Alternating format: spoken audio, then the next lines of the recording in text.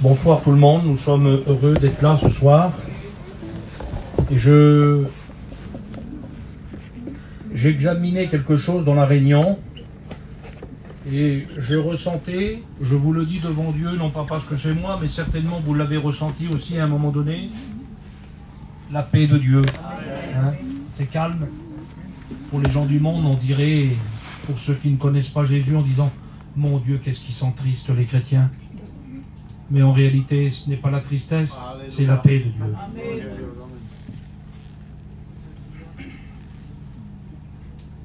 Rappelez-vous, lorsque Jésus était sur la terre et qu'il y avait 5000 hommes, sans compter les femmes et les enfants. Et la Bible dit qu'à un moment donné, Jésus prit du pain, rendit grâce. 5000 hommes, sans compter les femmes et les enfants, entre 10 et 15 000 personnes. Et à un moment donné, Jésus prend le pain et il rend grâce. Rendre grâce, c'est prier. 15 000 personnes qui devaient faire silence pour écouter la prière de Jésus. Quel calme que ça devait être ce jour-là, lorsque Jésus a dit « Père, je te loue, parce que tu m'exauces toujours. » Amen. Amen. Amen. J'aimerais te dire que ce soir, si le Seigneur te parle, alors il va falloir que tu fasses silence dans ton cœur. Parce que le diable va essayer par tous les moyens ce soir. Lorsque la parole de Dieu va percuter ton cœur, il va essayer de faire du bruit dans ton esprit. Il va essayer de te troubler. Mais j'aimerais te dire ce soir, il faudrait que tu fasses aussi silence pour écouter la prière de Jésus. Parce qu'en disant « Père, je te loue, parce que tu m'exauces toujours », j'ai demandé à cette personne dans son esprit de venir à la réunion. Personne ne l'avait appelé, mais par mon esprit, alors je l'ai attiré ici par des cordages d'amour. Amen. Écoutez, je vais vous dire ce soir que le Seigneur a mis un message dans mon cœur. John m'a demandé hier soir à la réunion, il m'a dit « Tu veux prêcher demain aux Caraïbes ?» J'ai dit « Oui. » Et je vous le dis devant Dieu, je n'avais rien du tout. Et puis d'un seul coup, j'ai dit « Seigneur, comme tout serviteur de Dieu, j'ai dit qu'est-ce que je vais porter, Seigneur? Qu'est-ce que tu aurais à dire à ton peuple ?»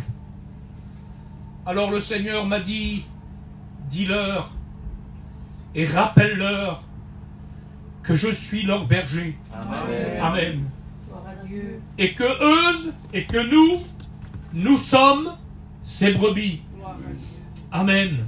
Alors nous allons lire un texte de la parole de Dieu, mais avant de lire la parole de Dieu, on va demander à Jésus qui est présent, parce qu'il est présent dans mon cœur, je sens sa présence. Alléluia.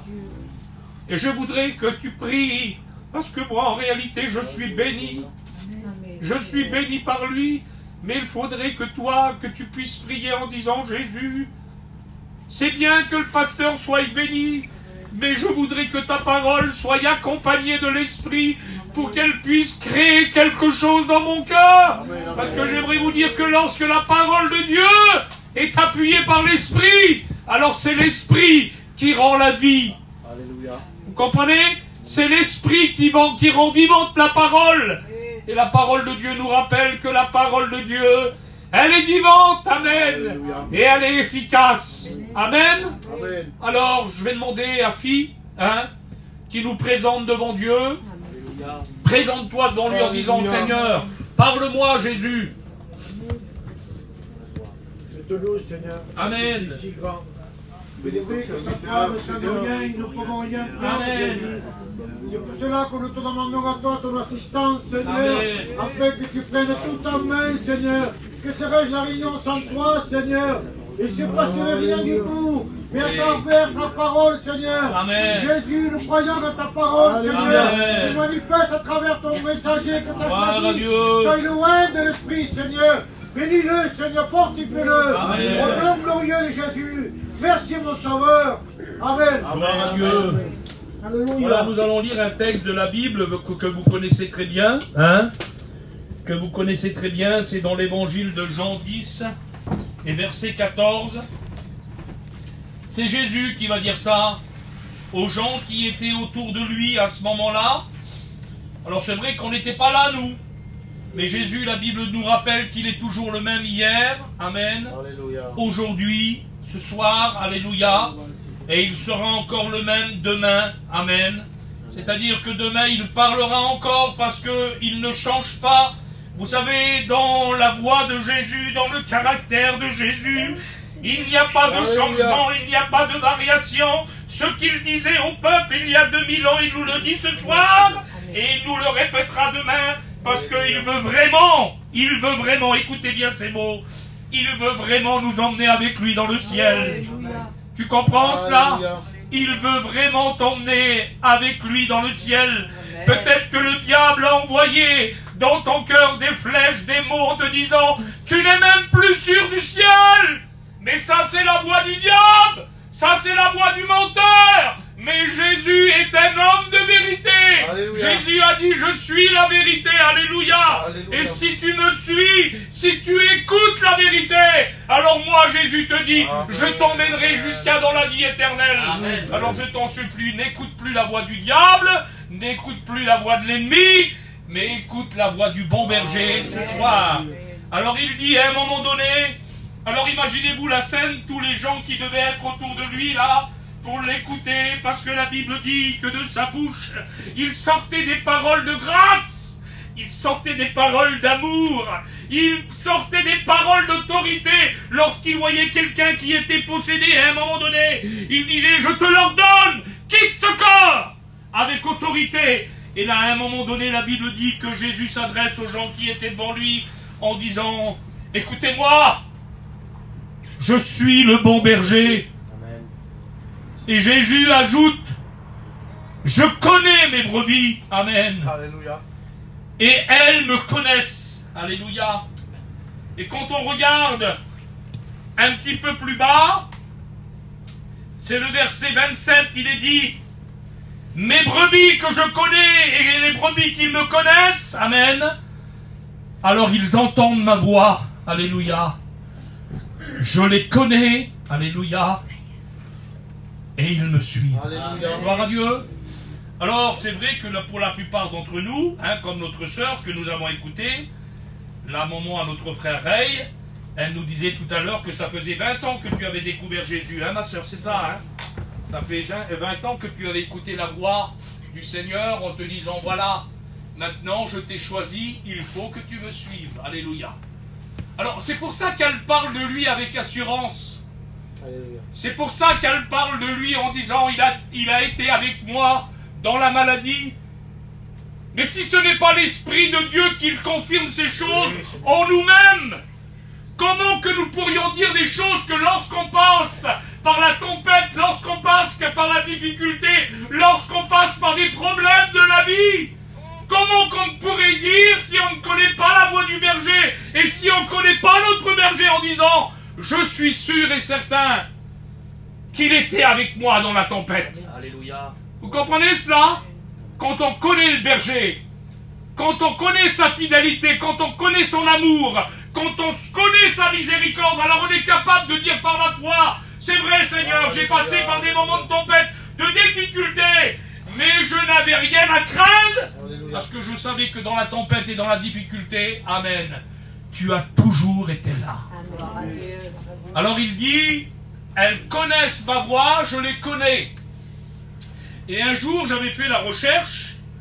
Vous savez, dans les temps anciens, quand on regarde l'histoire, il est dit que les bergers, souvent de fois, allaient dans les campagnes, allaient dans les prairies, allaient dans de verts pâturages pour faire manger les troupeaux, hein, les brebis. Et à un moment donné, le soir, l'histoire dit, pour pas que les bêtes féroces, hein, de l'époque viennent dévorer le troupeau, alors souvent de fois, les bergers de droite et de gauche, on réunissait tous les brebis dans le même bercail, dans le même enclos. Et quand on regarde l'histoire des bergers, l'histoire dit que lorsque le berger arrivait le matin, même qu'il y avait plusieurs sortes de brebis qui n'appartenaient pas au même berger, c'est pour ça qu'il est dit, mes brebis connaissent ma voix. Ils reconnaissent ma voix et ils me suivent. Alors lorsque le berger rentrait le matin dans le bercail, il appelait ses brebis, et les brebis, parce qu'il connaissait la voix du berger, alors le berger automatiquement marchait, et ce n'était pas n'importe quel brebis qui suivait le berger, c'est ceux qui connaissaient sa voix. Amen. Alors ce soir, j'aimerais avec la grâce du Seigneur vous faire comprendre, amen, qu'il faut que tu reconnaisses la voix du berger ce soir. La voix de ton berger ce soir. La voix que tu avais entendue depuis des années et que tu connaissais. Et peut-être que le diable a essayé de boucher tes oreilles, a essayé de boucher ton esprit en te troublant et en ne reconnaissant plus sa voix. Mais j'aimerais te dire ce soir, amen, que la voix de Jésus n'a pas changé. Que la voix de Jésus, elle dit les mêmes mots qu'elle disait il y a 2000 ans. Qu'elle peut te sortir de là où tu es. Comme Jésus a tendu la main à Pierre lorsqu'il s'enfonçait, Jésus voudrait te rappeler ce soir en te disant, ne t'inquiète pas, si j'ai été le berger de Pierre ce soir-là, lorsqu'il s'enfonçait dans la mer, alors à Cagnes-sur-Mer, aujourd'hui, je suis le même qui peut te sortir, alléluia, de ma droite triomphante par ma puissance. Amen. Écoutez ce qu'il est dit dans la parole du Seigneur dans le livre d'Ézéchiel et verset 34 au verset 11. Écoutez, parce qu'on lui appartient, nous sommes ses brebis, le troupeau de son pâturage. Amen. Il nous a rachetés quand même au prix de sa vie. Hein? La Bible dit qu'on ne s'appartient plus à nous-mêmes, mais nous appartenons à celui, amen, qui a payé la rançon, gloire à Dieu, par le sang, par la mort et par la résurrection. Et c'est à cause que Jésus est mort, qu'il est ressuscité, que nous lui appartenons maintenant. Amen. Écoutez ce qu'il est dit, la Bible dit, car ainsi parle le Seigneur. Voici, amen, j'aurai soin moi-même de mes brebis. Écoutez ce qu'il dit, j'en ferai la revue. Comme un pasteur inspecte son troupeau et parse, ainsi je ferai la revue de mes brebis et je les recueillerai de tous les lieux où elles ont été dispersées au jour des nuages et de l'obscurité. Ah oui, hein? Vous comprenez cela? Tu ne t'es jamais posé la question pourquoi tu t'es égaré du troupeau? Comment que ça se fait? Ça ne t'a pas arrivé de but en blanc, parce que je m'excuse de vous dire ça, lorsqu'on essaye et lorsqu'on commence à s'éloigner du troupeau et lorsqu'on commence à prendre de la distance du berger, c'est parce qu'il y a quelque chose qui est en train de se passer autour de nous. Et parfois dans nos vies, il y a des nuages. Parfois dans nos vies, ce n'est pas toujours le ciel bleu. Parfois, dans nos vies, ce n'est pas toujours la réussite. Parfois, dans nos vies, nous avons aussi des moments, comme notre sœur, des moments de nuages. Et parfois, si on se laisse prendre par les nuages, vous avez vu des fois quand on est en mission l'été, ou même ici, hein, quand on voit le ciel se couvrir, et que d'un seul coup le ciel s'assombrit, et d'un seul coup les nuages arrivent, alors tout de suite, qu'est-ce que l'on fait? La crainte s'installe dans nos cœurs. Et il y a eu peut-être des nuages dans ta vie, dans ton cœur, depuis des mois, et peut-être depuis des années. Mais tu n'arrives plus à voir le ciel bleu. Tu n'arrives plus à contempler la gloire de Dieu. Parce qu'entre tes yeux et la gloire de Dieu, tu as laissé apparaître ces nuages. Et tes regards ne sont plus fixés sur le berger, mais tes regards sont fixés sur les nuages. Tes regards sont fixés sur la peur. Tes regards sont fixés sur la crainte. Et tu te soucies du lendemain en disant je suis venu à la réunion ce soir parce que je n'ai plus de force, je n'ai plus d'espoir, Je ne vois plus le ciel bleu, je vois que des nuages. Qu'est-ce qui va m'arriver demain? Et le diable voudrait essayer de te plonger dans les ténèbres. L'ennemi de ton âme voudrait essayer de te faire plonger dans la sombreté, que tu n'arrives plus à distinguer le jour. Et j'aimerais te dire que si tu continues à prendre la voie que tu as suivie, à cause des nuages qui sont venus sur ta vie, tu aurais pu faire normalement comme les disciples. C'est ce que tu aurais dû faire depuis longtemps. Et le Seigneur voudrait te le dire ce soir, c'est ce que tu aurais dû faire depuis longtemps. C'est de réveiller Jésus dans ta barque. En disant, Jésus, il y a des nuages. Jésus, la mer, elle souffle. Seigneur, le vent, Seigneur, fais bouger ma barque. Seigneur, je n'ai plus la force. Tu aurais dû réveiller Jésus, mais tu ne l'as pas fait. Tu as laissé paraître les nuages de ta vie sur ta vie. Et dans ton cœur maintenant, ce n'est plus des nuages, mais ce n'est que ténèbres. Ce n'est que ténèbres. Tu entends les mots que je te dis, que le Seigneur voulait te dire? Ce soir, dans ta vie, ce n'est que ténèbres. Et tu ne sais plus comment faire pour t'en sortir. Et à cause des ténèbres, regardez ce qu'il est dit quand vous lirez la parole de Dieu. Alors les ténèbres nous font perdre la direction du Seigneur. Les ténèbres nous font égarer. Les ténèbres nous font avoir des blessures dans notre cœur. Et les ténèbres, parfois, nous font même tomber dans la maladie, dans la dépression.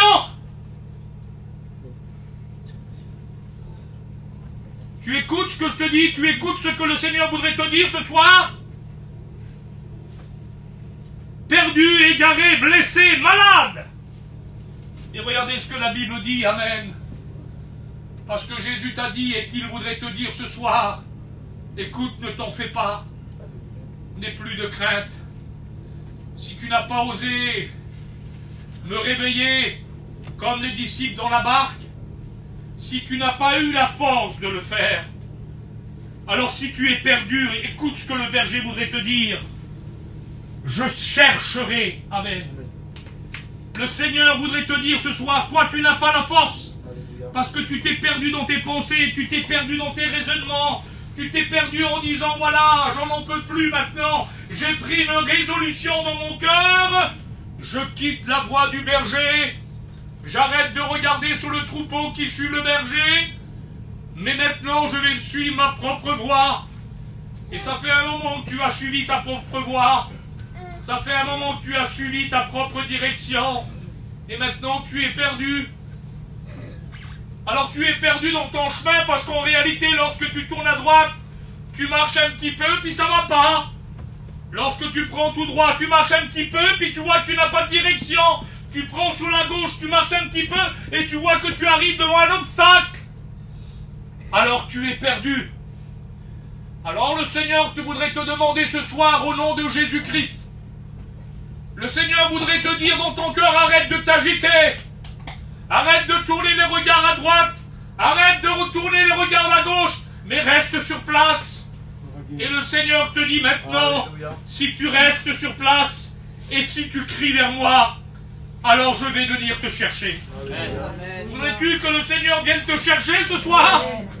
Si tu t'agites encore et si tu vois la présence de Dieu qui sonne à la porte de ton cœur et tu essayes par ton raisonnement en disant non, non, non, je ne veux pas de la présence de Dieu, alors le Seigneur n'insistera pas, ma soeur.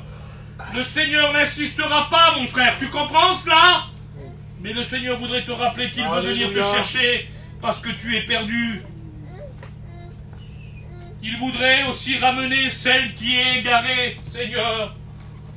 C'est pas rien quelqu'un qui s'est égaré, hein? Quelqu'un qui a perdu le chemin, quelqu'un qui a perdu aussi, voilà la notion, en disant Seigneur, je suis égaré, moi.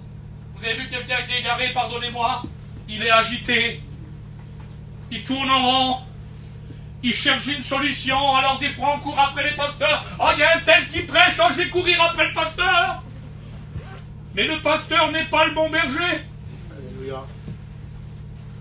Je disais ça l'autre jour, et je vais le redire ce soir. Savez-vous ce que c'est un pasteur? Un pasteur, pardonnez-moi, je donne l'image simplement, c'est un chien. Vous avez vu, quand vous voyez un troupeau, il y a le berger et il y a le chien.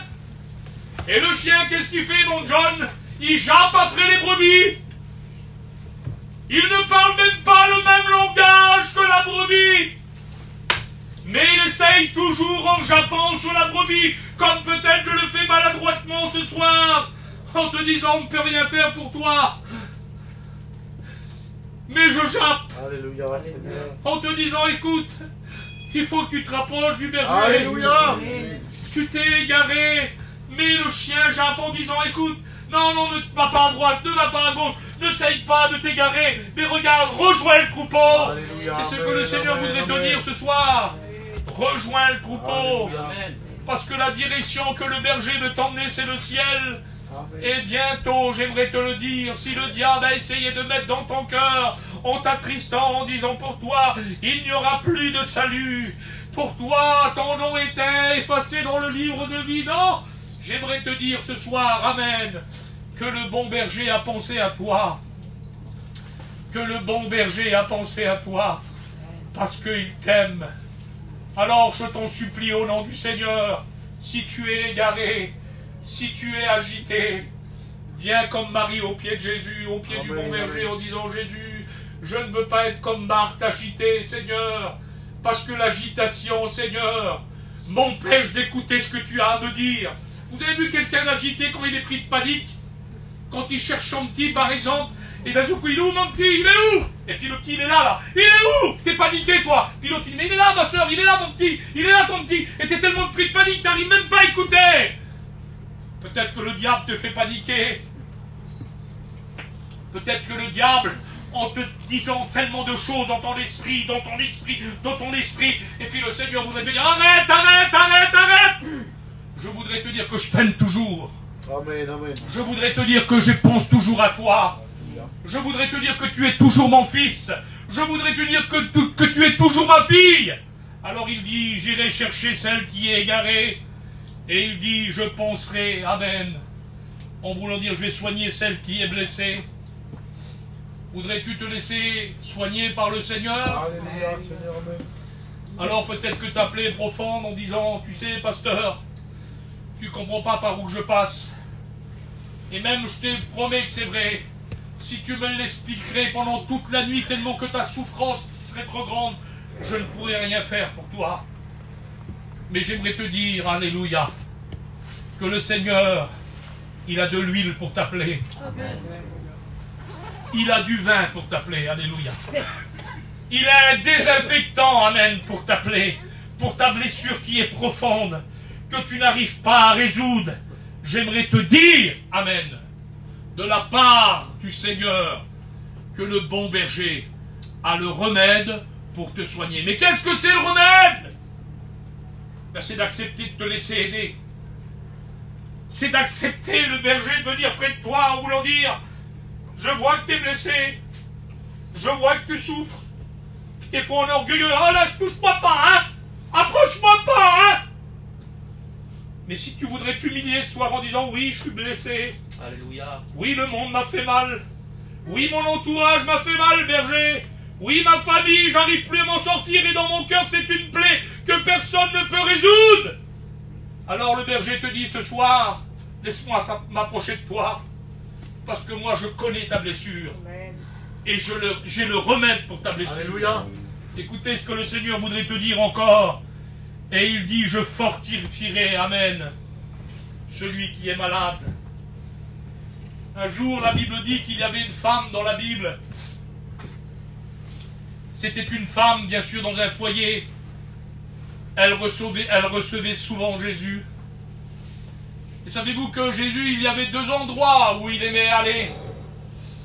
Jésus aimait aller souvent de fois à Capernaum, dans la maison de Pierre, parce qu'il était reçu. Et Jésus aimait aller aussi auprès de Jérusalem, à Béthanie, dans la maison de Marthe et de Lazare et de Marie. Et là, la Bible dit que Jésus sort de la synagogue. Alors certainement que Jésus avait fait un discours ce jour-là. Et puis il avait prêché la parole de Dieu à tous ceux qui étaient devant lui, en leur rappelant qu'il était le bon berger.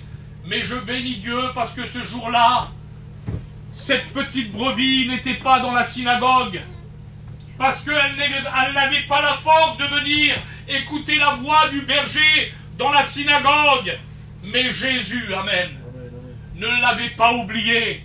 Et la Bible dit que lorsque Jésus sort de la synagogue, alors il va venir dans la maison de Pierre. Et la Bible dit qu'à ce moment-là, il y avait une femme, la belle-mère de Pierre. Elle était là, elle. Alors il bien voulu être comme les autres dans la synagogue, et parfois on n'a même plus la force d'aller à la grande église. C'est vrai, Seigneur.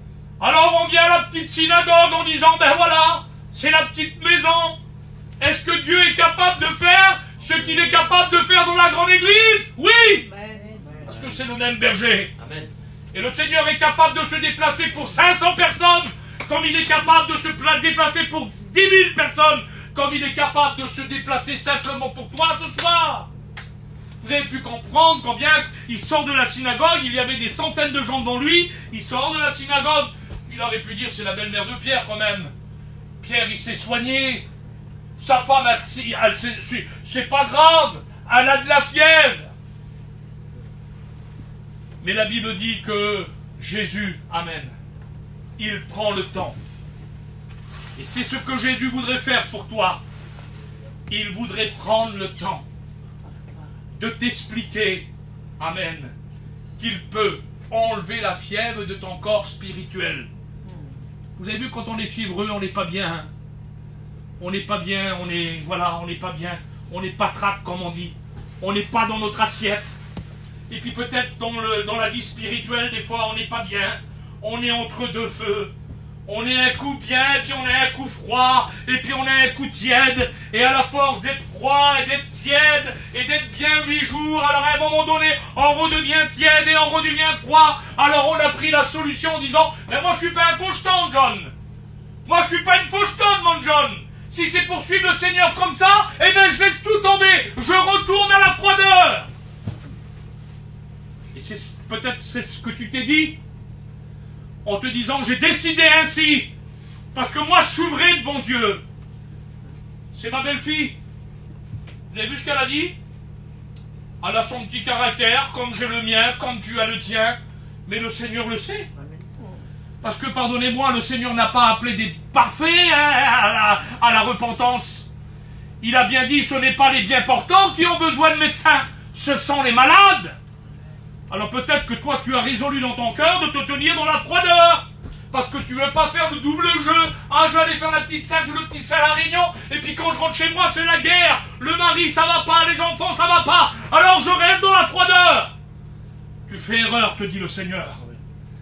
Parce que lorsque tu es près de lui, Dieu te donne, amen, la force de supporter ce que tu as supporté. Tu comprends cela? Mais si tu décides de t'éloigner de lui, alors tu n'auras pas la force. Parce qu'il y a trop de gens qui veulent porter le fardeau des autres. Eh bien, j'aimerais te dire que tu n'y arriveras pas. Parce que le fardeau des autres, il faut que tu le prennes et que tu les mettes au pied de la croix. En disant, Jésus, c'est trop lourd pour moi. Moi, je n'arriverai pas à porter le foyer de ma femme. Moi, je n'arriverai pas à porter le foyer de mes enfants. Moi, je n'arriverai pas à porter le foyer de mon mari. C'est trop lourd, j'ai essayé et je m'écrase. Alors Jésus te dit, apporte-moi-les. Et moi, je vais les bénir. Et moi, je vais m'en charger. Mais pour les apporter, alors il faut de nouveau, amen, rentrer dans la présence de Dieu. Alors, je ne voudrais pas aller plus loin ce soir. Écoutez, je voulais juste faire parler la brebis, puis vous la connaissez, la brebis, hein? Et vous savez ce qu'on va faire? On va se lever ensemble, écoutez-moi. Je voudrais que tout le monde se lève. Les forts comme les faibles. Amen. Parce que le Seigneur veut aider tout le monde ce soir. Et vous savez ce qu'on va faire? On va le dire parce qu'on a le droit de le faire. On a le droit de le dire. Nous allons dire comme l'homme selon le cœur de Dieu. Alors nous allons baisser notre tête maintenant. Et nous allons dire à notre tour, l'Éternel est mon berger. Je ne manquerai de rien. Alléluia. Il me fait reposer dans de verts pâturages. Il me dirige près des eaux paisibles.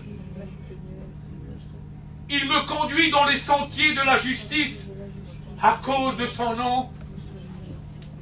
Et même quand je marche dans la vallée de l'ombre de la mort, alors je ne crains aucun mal, parce que j'ai la conviction qu'il est avec moi. Amen, amen.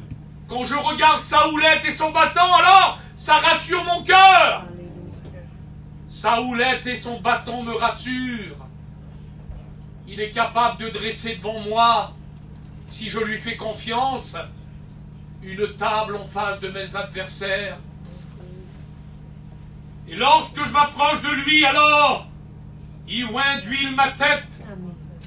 Son esprit coule sur moi, et elle me guérit de toute blessure.